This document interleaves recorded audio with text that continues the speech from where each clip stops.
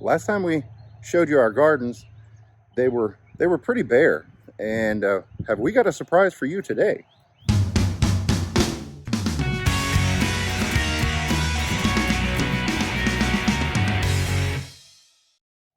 Today's the 9th of May, and it's getting really warm. I'm doing this video early in the morning because in the afternoons it gets pretty uncomfortable.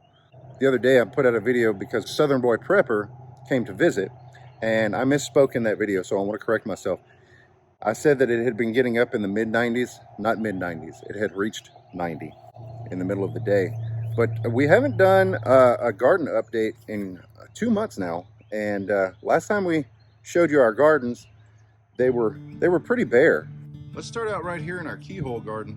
There's a good bit of growth here. Things that have just popped up, things that we've added in. These are our wild onions that we've put in here. They're in bloom, making babies. That's a milkweed right there. That one right there just popped up. We didn't plant that. There's nasturtiums over here. And we added some dill right there. This is mirabilis. It's just it's a flower to attract the pollinators. Basil that has reseeded itself from last year. Those beauties, that's society garlic. The entire plant is edible, including the flowers. I like to use the flowers in breakfast wraps. They go great with eggs, the flavor and the color. Mullein, which mullein is a biennial, so after the second year it kind of melts like that, but that's okay. We're going to allow that to compost and feed the other plants. More mirabilis, and on this side we've got some Mexican sunflowers that have come up from seed from last year. That's some seed or some plants that we had gotten from the urban naturalist in Lafayette, Louisiana.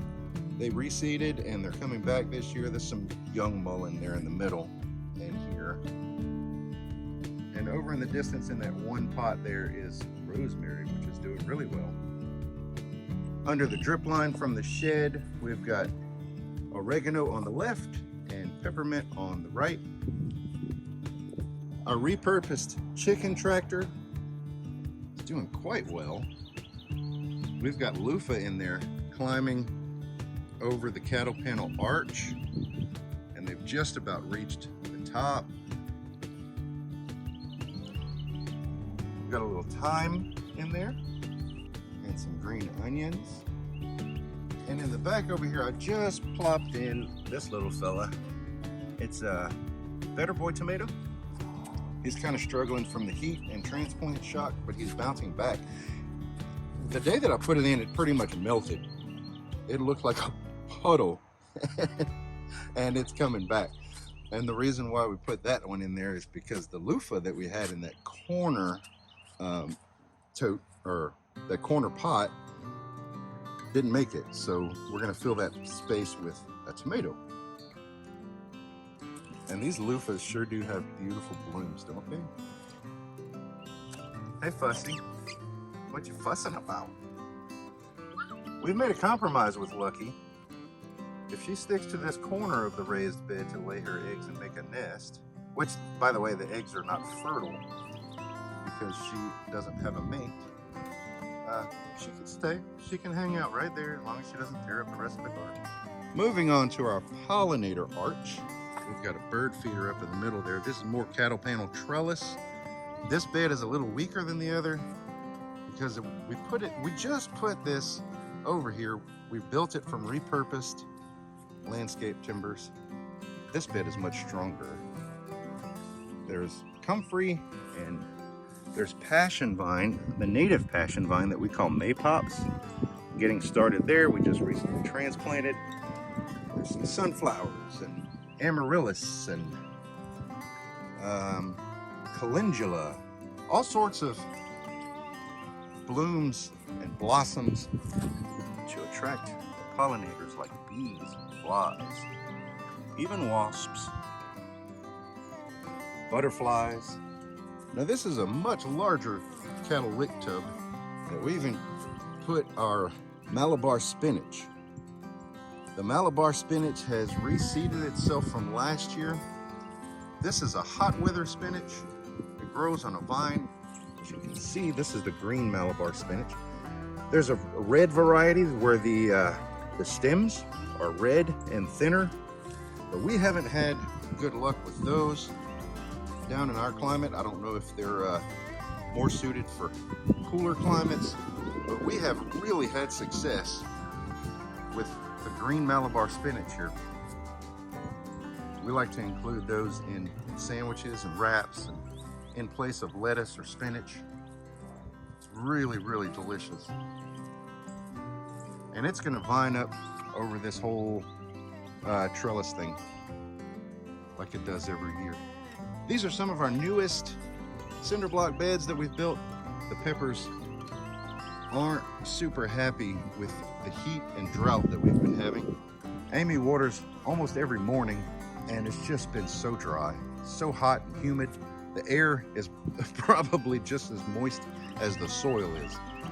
And it's just hard on some plants. These peppers are taking a little while to get going. But now on to our pride and joy. These beds are the ones that we revealed and we started using in the spring of 2020. These are made of cedar fence boards laid on their sides. This is the third season that we've used these, and it may be the last because I made a mistake and I used treated 2x4s and 4x4s on the inside of these as structure, and those are starting to rot away. So we may need to replace and rebuild soon, but in the meantime, we've got our strawberry bed here in the middle,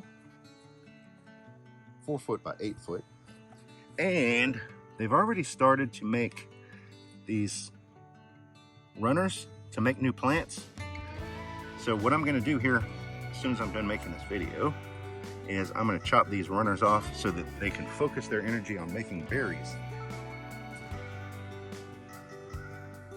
And we sometimes share with rabbits and birds, as you can see. Now over on this side, we've got a cherry tomato here growing up on the arch with sweet peas on the sides. The sweet peas weren't intentionally there. They're volunteers. They came up from seed from last year, and they seem to be not doing so well with the heat. So we're probably gonna go ahead and knock those out soon. And that's gonna give the tomato, which is putting on fruit, lots and lots of fruit, give the tomato room to breathe and to really expand. And I've got one on the other end of the arch too. That one, that little tomato right there, that little plant, is actually a sucker that I broke off from that one. That's why it's so much smaller, because it's about a month behind. And we've got zucchini. So there's the fruit down there. Some more beautiful blossoms. Down here is edamame. This is a new one to us, an experiment, I guess. Edamame is that soybean in the pod that you get oftentimes on a sushi bar. More tomatoes. I think this side is Better Boy. No, these are the big beef on this side, and the Better Boy are behind me in the other bed. Another zucchini in this corner. And these cucumbers. Can you believe that there's 2 cucumber plants on this side and 2 on this side? And they have just filled these cattle panels. They're gonna cover up this arch in no time. But if we look close, we've got baby cucumbers already. Now across in this other bed, really the only difference, we've got the more tomato plants, we've got sunflowers coming up on either end of the cattle panels. And all of these in between, instead of the edamame like the other side, we've got dragon tongue beans, which is very similar, in the kitchen at least, very similar to green beans or snap beans. You can see the bean is it's got some like purple striations on it, which the purple fades away when you cook them. But they taste just like green beans to me. Oh, and there's some marigold there too, which haven't flowered yet. With the weather being so hot and dry, these tubs that we put in just this season are drying out way faster than I anticipated. So there's a lot of them that are not really germinating seeds well. There's a little bit, but they're struggling. But we've got a lot of herbs planted in these, and they're just not doing well. In addition to all of that food that we're growing in the gardens, we've got apples here, blueberries, the bananas are coming back, bay, elderberries, fig, pawpaw, there's wildlife. Let's not forget the access that we have to the wild edibles out there, like dewberries, blackberries, smilax, curly dock, wild persimmon, and I know there's things that I'm forgetting. Rabbits. The bees make honey. And of course we've got our chickens who provide us with eggs, and late in life they can supply us with meat. But they also help to break up and till the compost that we've put in the bin in their pen. Momo's rose bush. Still smells like roses. It's one of those older varieties. So anyway, guys, really enjoyed showing you around this morning. Be on the lookout for more videos coming.